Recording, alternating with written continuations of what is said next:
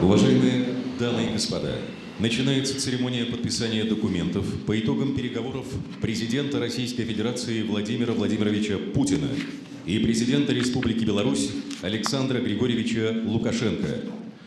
Президент Российской Федерации Владимир Владимирович Путин и президент Республики Беларусь Александр Григорьевич Лукашенко подписывают совместное заявление президента Российской Федерации и президента Республики Беларусь.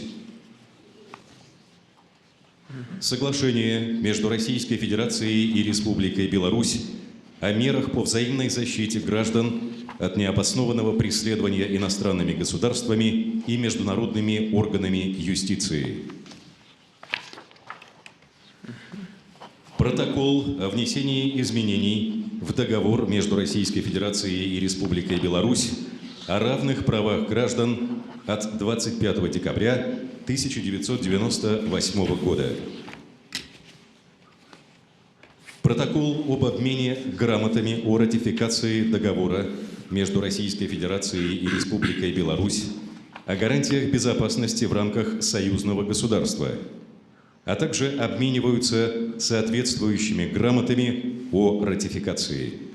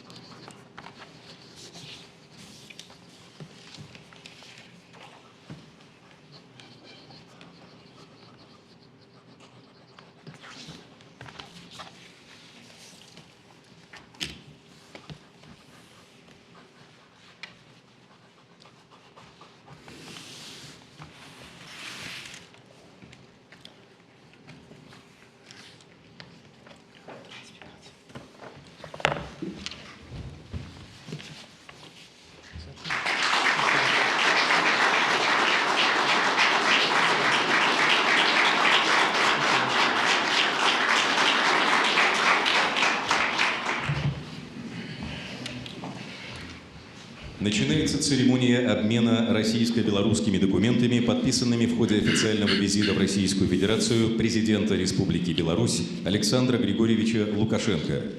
Руководитель Федеральной службы по интеллектуальной собственности Юрий Сергеевич Зубов и председатель Государственного комитета по науке и технологиям Республики Беларусь Сергей Владимирович Шлычков подписали соглашение между правительством Российской Федерации и правительством Республики Беларусь о сотрудничестве в сфере интеллектуальной собственности.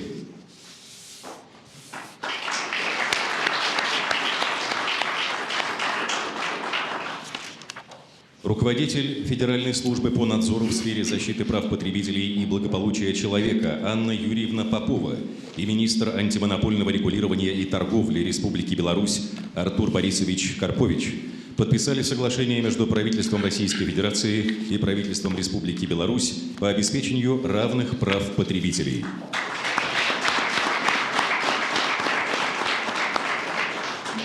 Руководитель Федеральной службы государственной регистрации, кадастра и картографии Олег Александрович Скуфинский и председатель Государственного комитета по имуществу Республики Беларусь Дмитрий Феофанович Матусевич подписали соглашение между Федеральной службой государственной регистрации, кадастра и картографии Российской Федерации и Государственным комитетом по имуществу Республики Беларусь о сотрудничестве в области обмена информацией в целях развития геопортала инфраструктуры пространственных данных государств-участников Содружества независимых государств.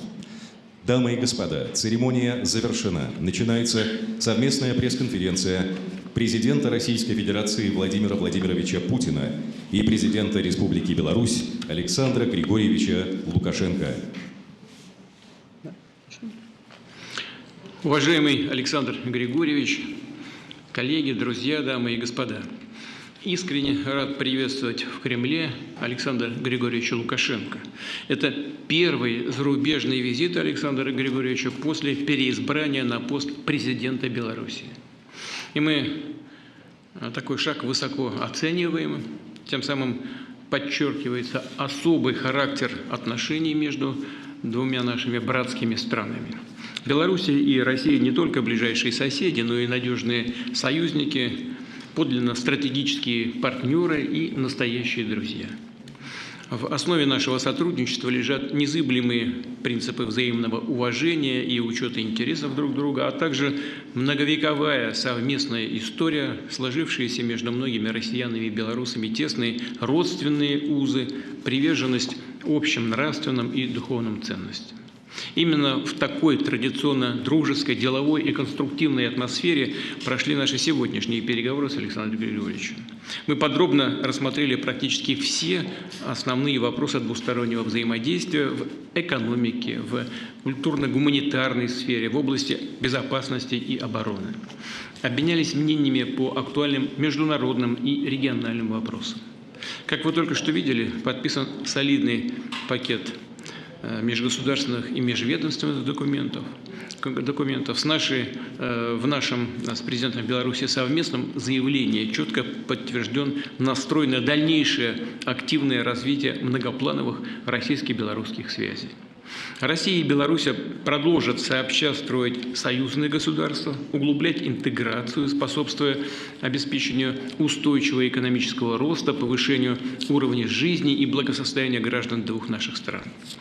Хорошими темпами продвигается и сотрудничество в рамках Евразийского союза, в котором Белоруссия председательствует в текущем году. На Россию как главного экономического партнера Беларуси приходится около 60% белорусского внешнеторгового оборота. По итогам прошлого года товарооборот прибавил порядка 6%, где-то 5,7% мы смотрели, и превысил 50 миллиардов долларов. По белорусской статистике чуть побольше, 51 там с небольшим, да, по нашей 50 с небольшим, но, в общем, это в любом случае рекорд. Свыше 90% всех платежей в российско-белорусских коммерческих операциях приходятся на наши национальные валюты. Тем самым взаимная торговля и инвестиции защищены от влияния третьих стран и негативных тенденций на мировых рынках. Россия вложила в экономику Беларуси порядка 4,5 миллиардов долларов. В республике работает более 2000 российских компаний. Реализуются совместные проекты по импортозамещению и созданию конкурентоспособных продуктов с высокой добавленной стоимостью. Это касается таких стратегически значимых отраслей, как производство автомобилей и станков, сельхозмашиностроение, микроэлектроника, гражданская авиация. И здесь у нас есть неплохие перспективы. Приоритетной сферой российско-белорусского взаимодействия является и энергетика. Наша страна традиционно поставляет в Белоруссию нефть и газ на весьма выгодных преференциальных условиях, что является серьезным подспорьем для белорусской экономики. Сформирован и функционирует общий рынок электроэнергии. Совместными усилиями завершен крупнейший двусторонний проект строительства Белорусской АЭС. Станция обеспечивает около 40% потребностей Беларуси в электричестве. Видим перспективы для углубления партнерства и в других высокотехнологичных областях. Речь, в частности, идет о взаимодействии по тематике развития искусственного интеллекта, обработки больших данных, облачных вычислений, а также создания полноценных цифровых экосистем. Разумеется, сегодня подробно обсуждалось российско-белорусское гуманитарное сотрудничество, вопросы поддержания и приумножения тесных взаимообогащающих связей между народами двух стран. В этом контексте рассчитываем, что белорусские артисты примут участие в международном музыкальном конкурсе «Интервидение» в Москве, который намечен на сентябрь текущего года.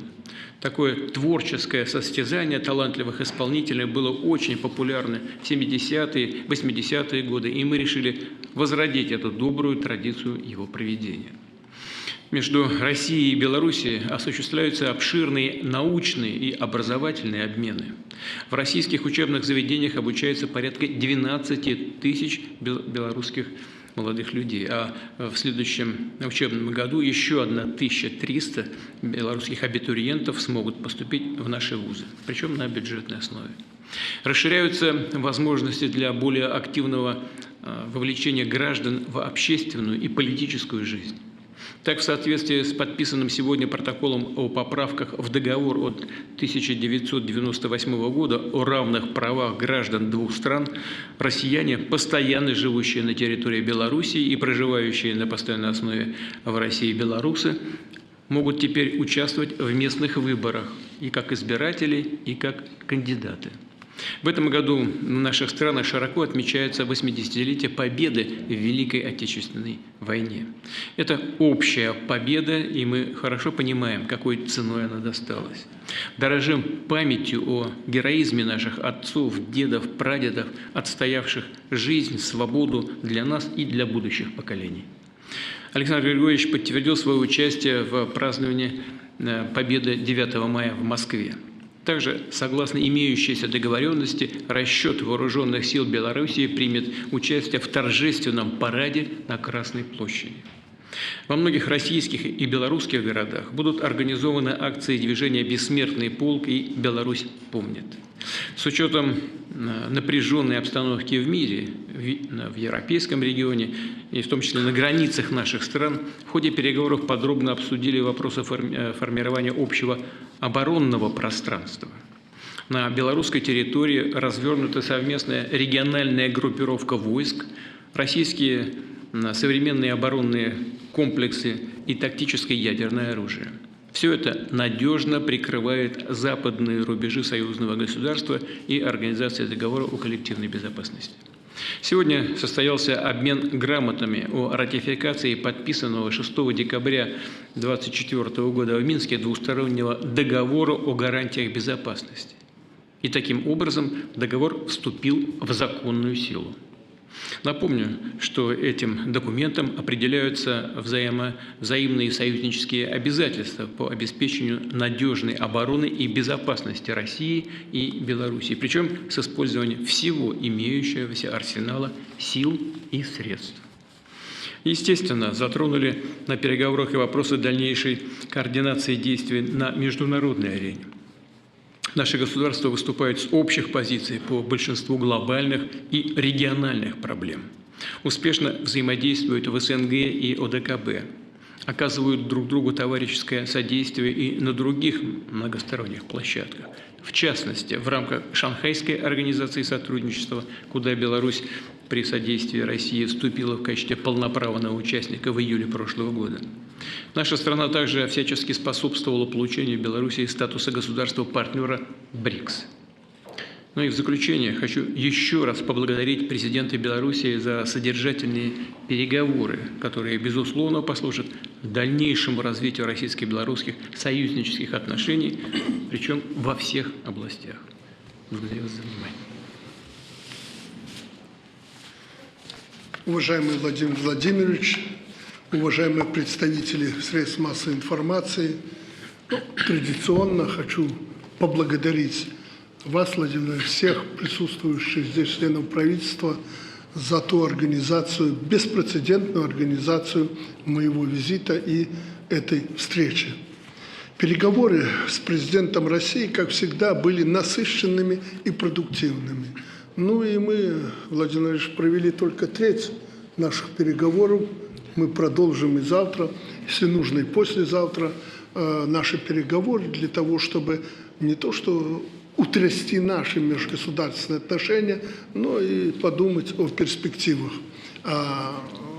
Их надо определять. Время идет быстро и поставило перед нами немало вопросов. И мы договоримся и определим лучшие перспективы нашего сотрудничества. Как уже сказал президент России, мы еще раз рассмотрели основные направления развития сотрудничества Беларуси и России, приоритеты союзного государства на ближайшую и среднесрочную перспективу. Мы обменялись мнениями о текущей международной ситуации в глобальном и региональном разрезе. Подтвердили актуальность подписанных в декабре прошлого года договора о гарантиях безопасности в рамках союзного государства и концепции безопасности союзного государства. Обсудили перспективы взаимодействия в рамках ЕАЭС, где Беларусь председательствует в этом году. В СНГ, ОДКБ, ШОС, БРИКС в духе концепции большого евразийского партнерства или интеграции. И я, Владимир Владимирович, вам очень благодарен за то, что вы сделали все, что обещали и не обещали по вступлению нашей страны в Шанхайскую организацию сотрудничества и практически БРИКС. Ну да, мы партнеры, но мы имеем возможность на этой площадке жить и работать. Говорили о перспективах возвращения к нормальному цивилизованному диалогу на международных площадках по целому ряду актуальных тем глобального характера. В выступлении в широком составе наших делегаций Сергей Викторович, министр иностранных дел, излагал наши подходы белорусско-российские и контакты. Замечаний Сергей Викторович не было. Я благодарен вам. Вы всегда были примером в интеграционном нашем плане для других ведомств, примером, так как должны работать ведомства. Не обошли вниманием новую ситуацию в вопросе урегулирования конфликта в Украине. Владимир Владимирович, что сегодня, наверное, и завтра предстоит плотно работать по этому вопросу. Мы также обсудим перспективы, но я уже общаюсь с журналистами, говорил, и вот перед Владимиром Владимировичем хочу сказать, что нам особо на что-то рассчитывать великое не надо в этой ситуации. Надо верить фактам. Факт обсуждаем, принимаем, не принимаем. Это главное. А разного рода заявления, обещания – это пока заявления и обещания. Не обошли вниманием мы эту ситуацию и также видим некоторые позитивные тенденции в геополитических раскладах, но они пока не стали глобальными трендами. Незаконные экономические санкции ряда государств никуда не исчезли. Ну, в чем-то они нам помогли. Мы также сошлись во мнении в этом с Владимиром Владимировичем. Давление на Беларусь в России не ослабевает. Хотя уже всем ясно, что эти ограничения больше бьют по тем странам, которые их ввели. Ну и нам дали возможность серьезно подумать о перспективах нашего развития и убедили нас в том, что через определенное время мы преодолеем эти давления полностью. С другой стороны, если бы не было этих испытаний, их стоило бы придумать, как мы говорим. Они заставили нас серьезно задуматься о самодостаточности, важности опоры на собственные силы, продовольственной безопасности и технологическом суверенитете. Многие вопросы, которые нам казались непреодолимы года 3 назад, мы с Владимиром Владимировичем их обсуждали, допустим, как микроэлектроника. Ах, чипы. Сегодня все летает, все передвигается, все ездит и не ездит и так далее. Оказывается, у нас были резервы, которые мы в какой-то степени с вами недооценивали. Но мы их обнаружили, нашли и развиваем. Владимир Ильич, мы очень высоко ценим вашу поддержку, которая открыла нам доступ к своему российскому огромному рынку, помогла переориентировать логистику товарных потоков. То, что мы когда-то продавали через порты в Литве, Латвии, мы сегодня успешно работаем. И в Ленинградской области, в Питере мы работаем на Черноморском побережье. Полностью мы переориентировались. Сегодня в этом направлении и работа продолжается. Потенциал транспортной сферы у нас большой. Пришло время серьезно подумать над более эффективным его использованием, прежде всего, возможностей железнодорожного транспорта. У нас миллионы тонн грузов, которые мы можем грузить прежде всего и в Питере, но, как оказалось, железная дорога в какой-то степени не выдерживает этого потока. Нам не хотелось бы, хотя приходится уходить в другие порты, и притом с большими затратами, мы над этим начали работать и думаю, мы это реализуем. Очень благодарен вам за обещание, заявление в какое-то время, я не говорю конкретно, построить высокоскоростную дорогу от Москвы до Минска, ну мы говорили до Бреста. Все-таки Брест – это наше общее родное, нам надо до Бреста построить эту дорогу. И я Владимиру Владимировичу сказал, что президентские выборы, они не первые, но показатель того, как голосовали люди. У нас всегда голосование, ну, как и в Украине, в общем-то, шло. Вот есть Россия, Восток, есть Запад. Больше 90% после 20-го безумного года прошло людей, и 87% с лишним проголосовали за действующего президента как ориентир за то, что наш народ выступает за братские отношения с нашей дружеской братской Россией. Мы плотно взаимодействуем по импортозамещению. Белорусские компоненты, узлы работают в автомобилях, самолетах, собираемых в России. Наши грузовики и самосвалы успешно заменили западные аналоги в карьерах и на улицах городов. Белорусское продовольствие, обувь, одежда хорошо известны покупателям как в Смоленске, так и на Сахалине. Будем рады помочь в реализации новых амбициозных национальных проектов. Я приводил пример. Недавно у нас был Максим Решетников с образцами беспилотников, специалистов моря было в Беларуси. Они показали, на какой уровень вышла Россия в этом плане. И мы договорились, Владимир Ильич одобрил строительство еще одного завода по производству беспилотных летательных аппаратов. Значит, можем все. И для этого надо немало времени, немного времени. Вместе с президентом России думаем уже не только о восстановительном росте импортозамещении, но и об опережающем развитии. Кое-что начали делать по отдельным направлениям. Беларуси и России нужен технологический прорыв во имя будущего наших стран и народов. Все необходимое для этого у нас есть, даже больше, чем надо. Надо немного времени, как я всегда говорю. Направления движения также известны. Владимир Ильич говорил: искусственный интеллект, квантовые биотехнологии, микроэлектроника, робототехника, новые материалы, термоядерный синтез, производство беспилотных летательных аппаратов и многое-многое другое. Вот я перечислил, что мы не можем делать. Мы это уже делаем. Может, не в том объеме, что нужно, но умеем и можем делать. Также успешно развивается белорусско-российское сотрудничество в социальной и гуманитарной сферах. Существенным шагом вперед станет подписание протокола внесения изменений в договор между Беларусью и Россией о равных правах граждан от 1998 года. Это даст возможность белорусским гражданам избирать и быть избранным местные органы власти. Россияне у нас этим правом уже пользуются не один год. У наших стран много совместных планов, проектов на текущий год. Разумеется, важнейший из них – это празднование 80-летия Великой Победы над фашизмом. Владимир Владимирович, вам, россиянам, спасибо за то, что вы идете в авангарде этого процесса. Без вас трудно было бы отстоять ту великую победу, которой мы сегодня гордимся.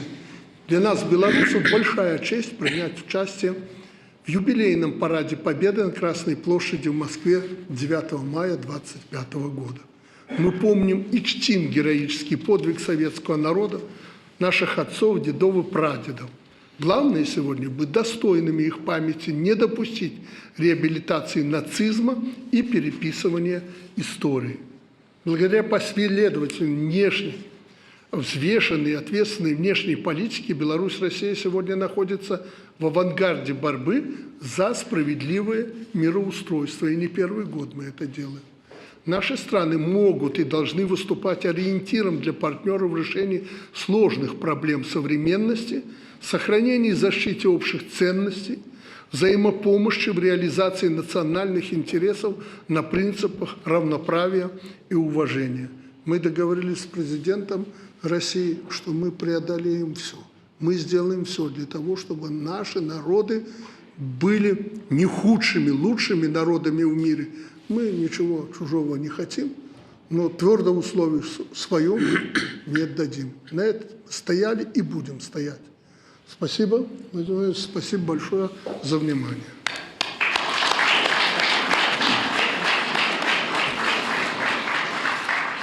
Сейчас российские и белорусские журналисты смогут задать по 2 вопроса главам государства. Начинаем с наших белорусских друзей. Пожалуйста. Спасибо. И от белорусской стороны мы предоставим слово первыми телеканалу «Беларусь-1». Здравствуйте, Наталья Бреус, Первый информационный, Беларусь, Александр Григорьевич, Владимир Владимирович. Такой вопрос. Вот скажите, повлияет ли нормализации отношений между Москвой и Вашингтоном на союзную работу по импортозамещению. Вот сейчас масса проектов, мы каждый раз об этом рассказываем, в работе. Но вот захотят западные компании вернуться, и что тогда? Сойдут на нет вот эти все усилия по усилению технологического суверенитета? Да. Что касается импортозамещения и со всем, что с этим связано, с незаконными ограничениями, которые называются санкциями там, и так далее. Ну, во-первых, нам наши так называемые партнеры сделали хорошую прививку самостоятельности, суверенитета. И поэтому все наши программы, связанные с укреплением нашего технологического суверенитета, мы будем, безусловно, продолжать. Мы не закрывались ни от кого и никого не выгоняли. Те, кто хочет вернуться, мы говорим добро пожаловать, welcome, в любую секунду, но, естественно, исходить будем из той ситуации, которая сложилась на сегодняшний день. Если ниши заняты, то, соответственно, они заняты. Никаких преференций для возвращения на наш рынок мы ни для кого создавать не будем. Более того, мы постараемся, и такое поручение у правительства уже есть, в рамках норм ВТО, но все-таки обеспечить определенные преимущества нашим отечественным товаропроизводителям. А что касается таких вот фундаментальных направлений, сквозных направлений, связанных с будущим наших экономик, связанных с будущим отраслей промышленности, то, конечно, мы будем ориентироваться на требования нового технологического передела, нового технологического этапа и будем уделять этому первостепенное значение. В то же время, конечно, возвращение каких-то наших партнеров западных на наш рынок может и благотворно отразиться на деятельности и их компаний, и наших компаний. Вот уже сегодня мы в закрытом пока режиме, но ведем переговоры по инициативе некоторых наших партнеров о возможном возвращении их на наш рынок. Все спокойно, достойно, с уважением друг к другу и с соблюдением взаимных интересов.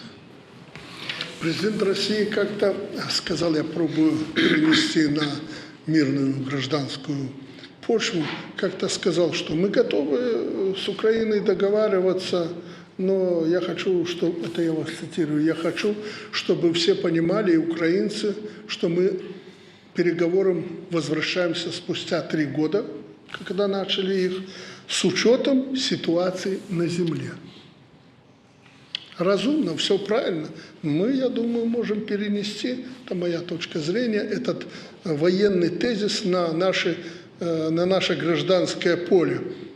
Возвращаются, вот определенные условия, много времени прошло, и условия изменились, и ситуация на земле изменилась. Милости просим, приходите. Но, как сказал Владимир Владимирович, мы научились многому за это время. Будем делать из этого соответствующие выводы. И я полагаю, что мы уже будем смотреть. Вы хотите это? Хорошо, приходите, вы нам тут нужны. Если нет, значит нет. Если да, возьмем лучшее. То есть ситуация изменилась. Хоть мяч и на нашей стороне, мы знаем, чем ответить. И потом, надо же понимать, что за эти 3 года мы же под жестоким прессом, а пресс всегда способствует мобилизации, мобилизовавшись, очень многое сделали. Поэтому мы намерены идти своим путем и использовать только то, что нам нужно. Я думаю, что это будет правильно. Мы много раз с Владимиром Владимировичем на эту тему в таком в смысле говорили. Никто не закрывается, но мы вас примем здесь под наши новые условия с учетом ситуации на земле и возьмем только то, что нам нужно. Спасибо. Продолжаем. Российские СМИ. Давайте Первый канал российского телевидения. Пожалуйста. Здравствуйте. Первый вопрос Владимиру Владимировичу. Как вы оцениваете готовность Украины к прекращению огня? Получили ли вы уже информацию от американцев? И какой будет ваш ответ? Еще есть второй вопрос. Я прошу ответить и вас, Александр Григорьевич, и вас, Владимир Владимирович. Координируют ли Москва и Минск свои позиции по мирному процессу? И проводились ли сегодня, возможно, уже соответствующие консультации? Спасибо. Ну, что касается готовности Украины к прекращению огня, я сейчас скажу, конечно, как я это оцениваю, но прежде всего хотел бы начать со слов благодарности в адрес президента Соединенных Штатов, господина Трампа, за то, что он уделяет урегулированию на Украине столько много внимания. У всех у нас хватает своих текущих дел, но многие лидеры государств и председатель Китайской Народной Республики, премьер-министр Индии, президенты Бразилии и Южноафриканской Республики занимаются этим вопросом, уделяют немало времени. Мы всем им за это благодарны, потому что эта деятельность направлена на достижение благородной миссии прекращения боевых действий и человеческих потерь. Первое. Второе. Мы согласны с предложениями прекратить боевые действия. Но исходим из того, что это прекращение должно быть таким, которое привело бы к долгосрочному миру и устранило бы первоначальные причины этого кризиса. Теперь по поводу готовности Украины к прекращению боевых действий. Вы знаете, так вот, встреча американо-украинская встреча в Саудовской Аравии, она внешне, может быть, выглядит как принятие решения украинской стороной под американским давлением. На самом деле убежден абсолютно в том, что украинская сторона должна была бы просить об этом у американцев самым настоятельным образом, исходя из той ситуации, которая складывается, как сейчас здесь только что было сказано, на земле. А как она складывается? Вот наверняка многие заметили, видели, что вчера я был в Курской области и выслушивал доклады и начальника генерального штаба, командующего группировкой «Север» и его заместителя по поводу ситуации в приграничье, прежде всего в Курской области, вернее, в зоне вклинения в Курской области. Что там происходит? Там ситуация полностью под нашим контролем, и группировка, которая вторглась на нашу территорию, находится в изоляции. Это полная изоляция и полный огневой контроль. Управление войсками украинскими внутри этой зоны вторжения утрачено. И если на первых этапах, вот буквально там неделю-две назад, украинские военнослужащие пытались выходить оттуда небольшими группами, теперь это невозможно. Они пытаются выйти оттуда маленькими совсем группами, 2-3 человека, потому что все находится под полным огневым нашим контролем. Техника брошена полностью. Вывести ее невозможно. Она там останется. Это уже гарантированно. А если в ближайшие дни произойдет физическое блокирование, то выйти вообще никто не сможет. Будет только два способа – сдаться в плен или погибнуть. И в этих условиях, мне кажется, для украинской стороны очень хорошо было бы добиться перемирия хотя бы на 30 суток. И мы за. Но есть нюансы. В чем они заключаются? Первое. Что мы будем делать вот с этим участком вклинения в Курской области? Если мы прекращаем боевые действия на 30 суток, что это означает? Что все, кто там находится, будут выходить без боя? Мы их оттуда должны выпустить после того, как они совершили массу преступлений против мирных граждан? Или украинское руководство даст им команду сложить оружие? Просто сдаться в плен. Как это будет? Это непонятно. А как будут решаться другие вопросы на все линии соприкосновения? А это почти 2000 километров. И там, как вы знаете, российские войска наступают практически на всех участках боевого соприкосновения. И там тоже создаются условия для того, чтобы мы взяли в блокирование целые достаточно крупные подразделения. Значит, эти 30 суток будут как использоваться? Для того, чтобы на Украине продолжилась эта принудительная мобилизация, для того, чтобы туда поставлялось оружие, для того, чтобы мобилизованные вновь подразделения прошли подготовку, или ничего этого не будет делаться, тогда возникает вопрос, а как будут решаться вопросы контроля, верификации? Как мы можем и как нам будет гарантировано, что ничего подобного происходить не будет? Контроль как будет организован? Надеюсь, что на уровне здравого смысла это всем понятно. Это все серьезные вопросы. Значит, кто будет отдавать приказы на прекращение боевых действий? И какова цена этим приказам? Вы представляете, почти 2000 километров. Кто определит, где и кто нарушил возможную договоренность о прекращении огня? На протяжении 2000 километров. И потом, кто на кого будет сваливать нарушение этой договоренности? Это все вопросы, требующие своего кропотливого исследователя с обеих сторон. Поэтому сама по себе идея правильная, и мы, безусловно, ее поддерживаем. Но есть вопросы, которые мы должны обсудить. И думаю, что нам нужно и с американскими нашими коллегами, партнерами на этот счет переговорить. Может быть, с президентом Трампом созвониться и вместе с ним пообсуждать. Но сама по себе идея закончить этот конфликт мирными средствами нами поддерживается.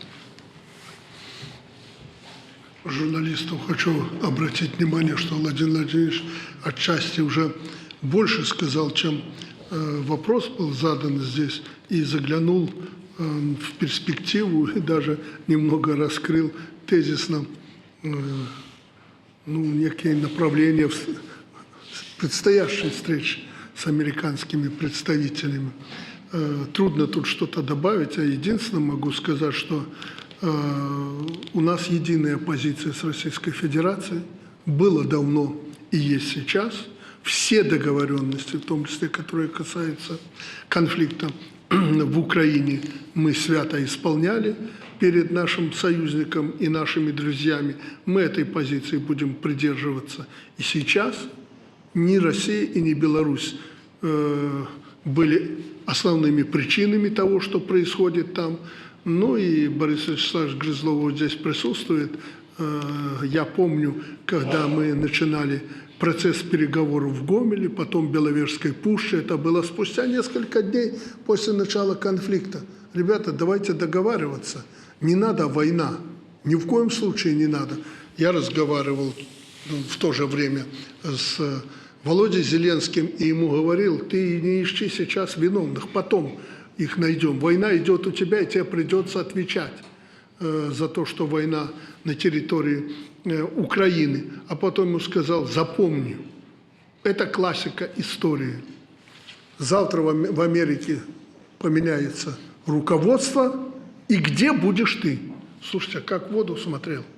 Поэтому, отвечая прямо на ваш вопрос, украинцам давно надо было прекратить всякий огонь и сесть за стол переговоров. А самое главное, вот мы контакты поддерживаем, Владимир Владимирович рассказывал, с американцами и с другими западниками, не афишируя это. Я им всегда говорю: ну вы же этого парня неопытного толкнули к этой войне. Хотя начиналось все с известного нам, с Владимиром Владимировичем, человека, Порошенко. Ему тогда, после подписания Минских договоров, все карты в руки, и козыри все были у него. Давай, прекращай. И не было бы этого. И по Донбассу договорились. И я уверен, и тот же Донбасс был бы в составе России, в составе Украины. Нет, это невозможно. Там же будут выборы. А как мы будем проводить выборы? Я говорю, слушай, у тебя сегодня украинская гривна, валюта, которая ходит там. Что тебе еще надо? Сейчас где оно? Ни валюты нет, ни выборов нет, идет война, и люди страдают. Это с него все начиналось, потому что я, благодаря Владимиру Владимировичу, был вовлечен в этот процесс. Но этот пообещал войну прекратить. Была возможность. Почему не прекратил противостояние? Поэтому давно уже надо было это сделать, но не сделал. Что касается позиции, я уже сказал, она у нас единая. Но хочу обратить внимание, поскольку с журналистами встречаемся, знаете, опять такое, простите, пророчество. Если Россия договорится с США, труба Европе и Украине вместе взята. В переговорном процессе России и США в их руках сегодня находится судьба этой Европы, которая повела себя и ведет себя до сих пор, ну, пока в СМИ, наверное, так и будет, недальновидно. Но самое главное, в очередной раз, пообещав нас, обвести вокруг пальца не получится. Мы знаем свои цели, свои интересы, и я уже говорил, Владимир Владимирович, что в этой ситуации, когда Зеленского ноги вытерли в Белом доме и везде фактически, ему бы раскинуть мозгами, сесть, вот 3 славянских народа. Всегда жили в нормальной ситуации, сесть и договориться. Вот посмотрите, никто Украине помогать не будет. Что, в начале войны по редкоземельным металлам ставился вопрос американцами? Нет. А сейчас поставили. Вроде Зеленский прав, но не тогда же не говорили об этом, а все равно придется исполнять. И черноземы повезут, и редкоземельные материалы, и дай Бог, чтобы все остальное не вывезли. Поэтому он еще сюда вернется, не он, так новый, другой президент, и будет опираться здесь на наши внутренние силы. Кому-то хочется, чтобы мы убивали друг друга. Мы это понимаем, другая сторона этого нет. Поэтому пусть думают. Наше дело правое. Хотел добавить к тому, что сказал Александр Григорьевич по поводу трубы для Европы. Если США и Россия о чем-то договорятся, то да, действительно, если, скажем, США и Россия договорятся о сотрудничестве в области энергетики, то газовая труба для Европы может быть обеспечена. И это пойдет на пользу Европе, потому что она получает дешевый российский газ. Кстати, я это имел в виду. Да, именно так я вас и понял. Вот. А что касается ситуации на земле, вот, о которой я сказал, Александр Григорьевич, она стремительно меняется. Вот вчера в ходе доклада командующий группировкой «Север» и его заместитель мне сказали, вчера, завтра Суджа будет в наших руках. Именно так и произошло. Я хочу поблагодарить всех наших бойцов, которые решили эту задачу. Уверен, что все планы, которые намечены на участке вклинения в Курскую область, будут исполнены так же, как и на других участках боевого соприкосновения. Исходя, не только Суджа, но и прилегающие населенные пункты. Мы сейчас забираем один за одним все прилегающие населенные пункты, всю агломерацию.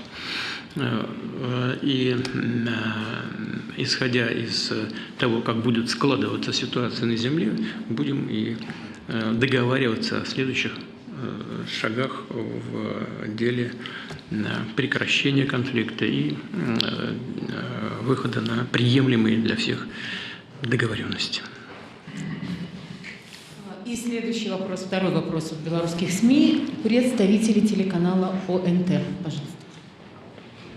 Добрый вечер. Анна Пыш, телеканал ОНТ. Вопрос в продолжение темы, потому что понятно, что возможные переговоры по Украине – это одна из самых обсуждаемых тем и в Беларуси тоже. Владимир Владимирович, интересы Беларуси как стратегического союзника России, но при этом ближайшего соседа Украины, каким-то образом будут учтены? И, Александр Григорьевич, вы какие-то свои пожелания в этой связи, коллеги, высказывали? Какие пожелания? О чем?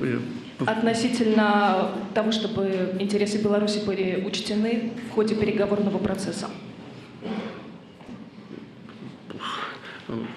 Я, честно, не очень понимаю ваш вопрос, но могу сказать только в общих чертах, что интересы Республики Беларусь при наших взаимоотношениях с кем бы то ни было, и с нашими партнерами за океаном, и с ближайшими нашими союзниками, соседями, учитываются всегда. Мы в рамках единого союзного государства исходим из того, что у нас общая концепция внешней политической деятельности. Наши МИДы очень тесно между собой взаимодействуют на всех международных площадках. Мы работаем тесно в рамках Евразес, и у нас очень глубокая кооперация в сфере экономики, реального производства, поэтому не учитывать взаимные интересы мы просто не можем. Да и желания такого нет. Потому что любой наш шаг на любом из этих направлений так или иначе отражается и на нас, и на Беларуси. Учитывать интересы Белоруссии – это полностью соответствует национальным интересам Российской Федерации. Владимир Ильич, этот вопрос появился с подачи наших беглых за границей и заграничных их спонсоров, что вот Россия тут с Америкой договорится, а Лукашенко туда и не пустит, и прочее, и интересы Беларуси не будут соблюдены. Примерно такой контекст. Ну, во-первых, я, отвечая на это, сказал, что я особо не рвусь никуда. Это во-первых. А во-вторых, там будет близкий нам человек, наш партнер Российская Федерация. И она знает наши интересы и ни в коем случае никому не уступит и не отступится от наших интересов. Точно как вы и сказали. Поэтому если кто-то надеется, что переговоры по Украине, России и США или России и Запада нанесут какой-то вред соседствующей Беларуси с этим конфликтом, абсолютно это не так. Владимир Владимирович еще раз это подтвердил. Добавить нечего. Для меня даже не очень понятен был вопрос именно в этой связи, потому что не учитывать интересы Беларуси для нас вредно самим. Понимаете? Вот в чем все дело. Поэтому на вопрос, честно говоря, надуманный. Но надеюсь, что я на него ответил. И завершает нашу пресс-конференцию вопросом от российских журналистов. Пожалуйста, РИА Новости. Здравствуйте, Илья Ежов, РИА Новости. Владимир Владимирович, Александр Григорьевич, если позволите. РИА Новости. РИА.